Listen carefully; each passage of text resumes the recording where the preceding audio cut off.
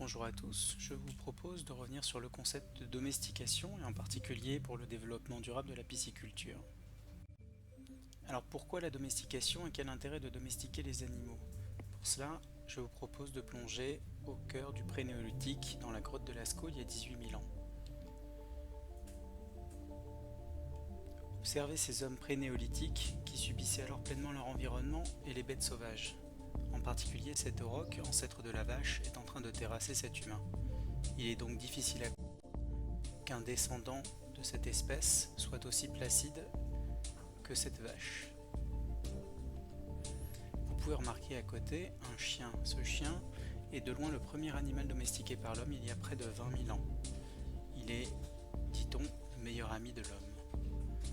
Cependant, le loup, cousin sauvage du chien, continue lui à alimenter nos peurs. Vous l'avez compris, la domestication est essentielle car les animaux sauvages ne sont pas adaptés à la captivité et donc ne sont pas très productifs dans ces conditions. La domestication a permis à l'homme d'avoir accès à un certain nombre de ressources animales pour la production de lait par exemple, de chair ou encore la production de laine.